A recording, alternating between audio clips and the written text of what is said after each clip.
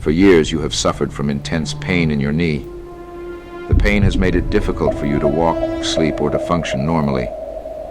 You're counting on a surgeon to provide relief. No promises are made, but you have faith in the surgeon.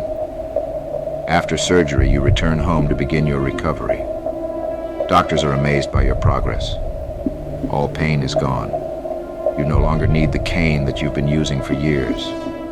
You can now walk as normally as when you were a young man. Except at the 6-month mark, you are told the shocking truth. No surgery was ever actually done. Your remarkable recovery isn't due to any medical intervention at all. It's entirely due to your own belief. Does this sound like a made-up story? No. This actually occurred in 2002 in an agreement between Baylor College of Medicine and the Veterans Administration.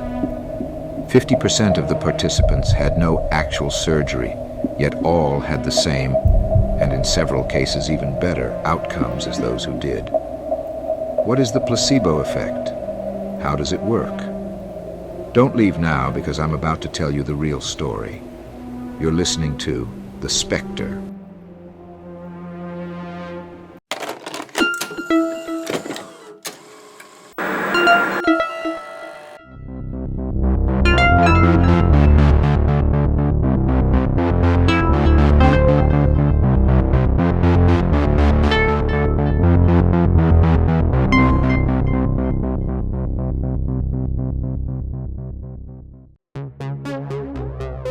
Greek philosopher Socrates said, "There is no illness of the body separate from the mind." Ask any doctor, and they will tell you amazing stories of people who overcame illnesses despite never having that recommended surgery, that suggested treatment, or took that new medication. They still got better simply because they believed they would. From every culture, religion, and society in human history, people have experienced remarkable recoveries, and even illness and death, simply through pure belief. The word placebo comes from Latin and means, "I will please." The opposite term, nocebo, means "I will harm." A placebo is a benign treatment or procedure with no medical benefit to the ailment, but which the patient believes will be a cure. A nocebo is the same, but one where the patient believes, or is led to believe, that it will make them sick. Hundreds of studies over the past 70 years have shown quite conclusively that both placebos and nocebos bring about results anywhere from 25% all the way up to 100% of the time. But why it happens is still a mystery. How can the human body create its own chemicals identical to prescription medications that had never existed before? How can the body heal serious injuries, or bring cancers into remission, or unclog arteries, or relieve depression or chronic pain simply through the belief that something they're taking or doing is the cure? How do people become sick and even die simply by believing that something will cause it?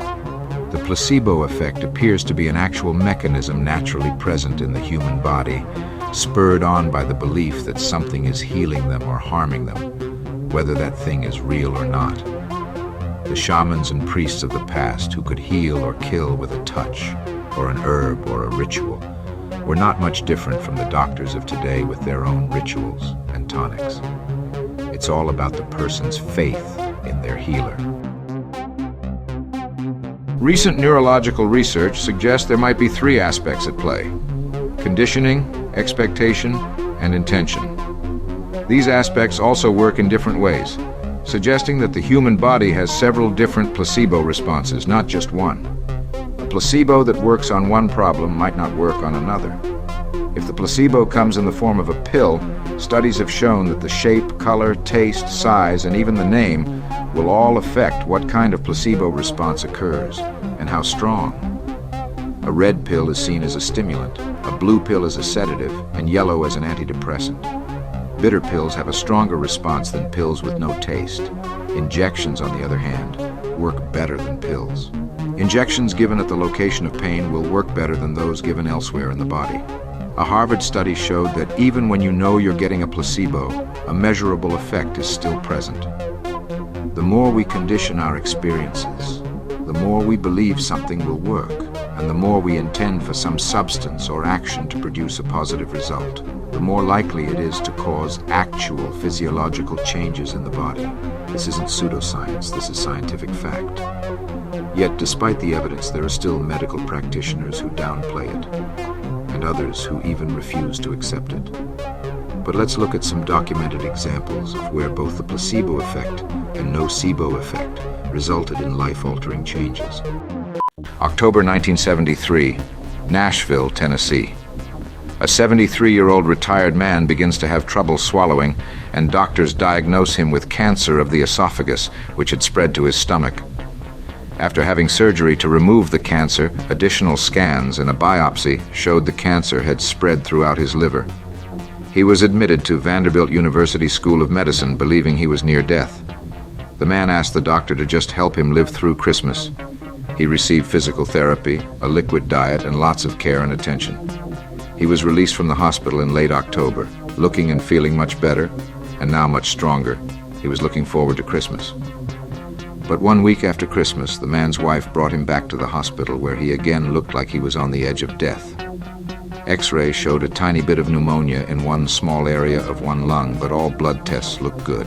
The doctor put him on antibiotics and expected him to be fine, but 24 hours later, the man was dead. This sounds like what one would normally expect from someone with metastatic cancer. Except, when an autopsy was performed, the only cancer found was a small 3/4-inch spot in his liver. The rest of his body was free of any cancer.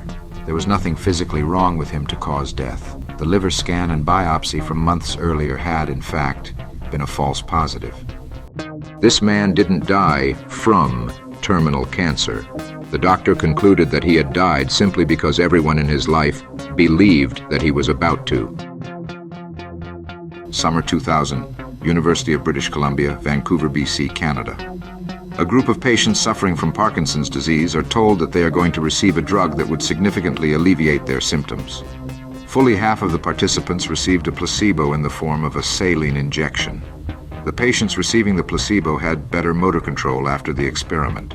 Doctors were amazed and took brain scans to find out what in the world was going on. The scans showed that each patient's brain was producing 200 times more dopamine than normal, even though they had only received a shot of salt water. Merely from the act of expecting to get better did their brain produce the amount of dopamine needed to heal them. The body was healing itself through belief. 1948, Cornell University Medical College, New York. 2 women experiencing severe nausea and persistent vomiting are seen. One of them is pregnant, the other experiencing severe depression. Both of them were administered a normal dose of a substance called ipecac, which is actually used to cause nausea and induce vomiting. But when it was administered, both women were told that it was a medicine to relieve their nausea. Within 20 minutes, the pregnant woman's vomiting and nausea stopped. For the other woman, the nausea and vomiting stopped after 1 hour and never returned. A substance that should have made them even worse ended up relieving them simply because they believed it would. There are thousands of cases of people across the world recovering from severe illnesses, both gradually and spontaneously, through the use of belief and emotional support. For example, the patients in a chemotherapy study, 30% of whom lost their hair, even though they received only a saline injection and no chemo at all. The bald men given a placebo who were told it will regrow their hair, and 20% experienced hair regrowth. The asthma patients who thought they were using an inhaler, and 40% experienced instant relief, even though they were given an inert mist to inhale. The study participants who were secretly given a drug known to cause pain were instead told that it will relieve their pain, and it worked on 80% of them. The woman with split personality disorder. One personality was healthy. The other personality believed she was sick. When that personality came to the forefront, she would instantly develop diabetes. Whenever it switched back, the diabetes would instantly disappear again. Her belief shifted her physiology, causing her body to react as if she was sick.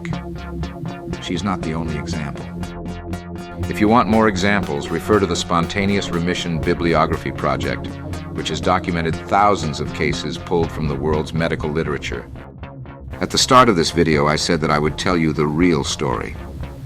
In recent years, medical protocols and rules of ethics have changed, making new, more extensive and detailed research into the placebo effect virtually non-existent. An actual, measurable effect of the human body is being ignored so that it doesn't upset the status quo. Drug companies and some medical professionals have stated that they do not want people to know these abilities exist because it would negatively impact their financial growth. New drugs can only be put on the market if they outperform a placebo. In many cases, they do not, because the placebo effect is so strong. The human-mind connection seems to be much stronger than previously believed. Your state of mind is incredibly powerful. If a person has the ability to train, convince, and expect themselves to recover from certain ailments, and they do, then what other natural abilities does the human body possess that we haven't discovered yet?